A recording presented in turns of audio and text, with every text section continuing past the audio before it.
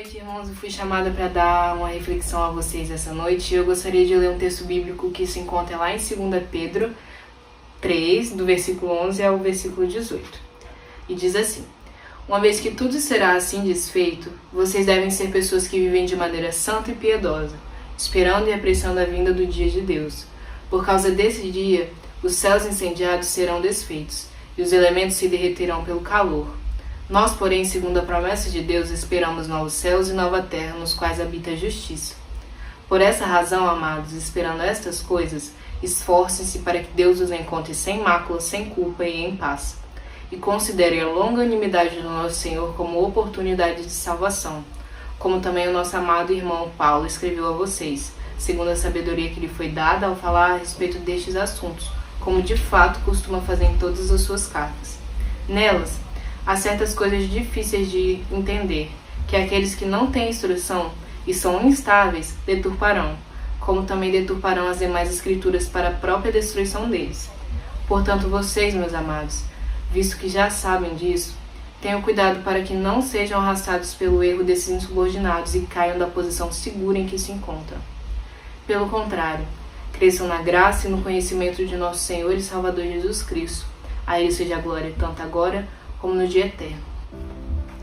Irmãos, eu gostaria de falar 3 pontos, que na verdade são um geral, mas que eu dividi na minha mente em 3 pontos.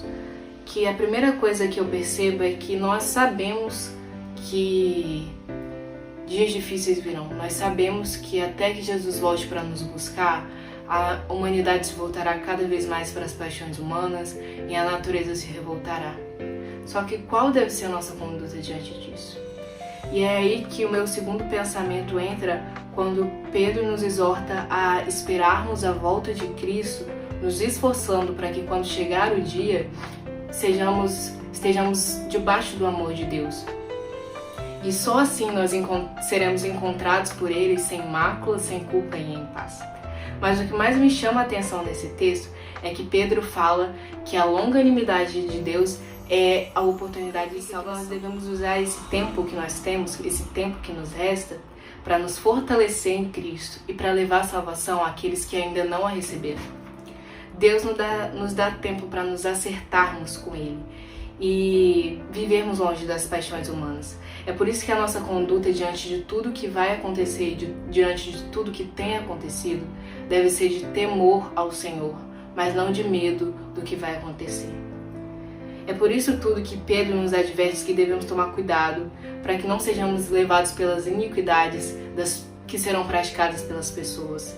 Porque por mais que hoje nós estejamos próximos do Pai, se nós nos deixarmos levar por essas coisas, se nós nos deixarmos levar pelas paixões humanas, nós poderemos cair e nos afastar dele.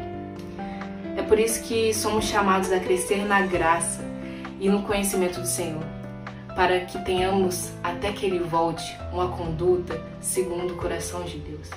E essa é a reflexão de hoje, que nós estejamos atentos para que quando Jesus volte, Ele nos encontre debaixo do amor dEle, vivendo de acordo com a vontade dEle. Que a gente não esteja vivendo de acordo com o mundo. E a minha oração é que eu e vocês possamos realmente ser encontrados assim. Eu espero que Deus tenha falado ao coração de vocês assim como falou ao meu. É uma reflexão bem simples que nos adverte a respeito de como devemos ser nos últimos tempos.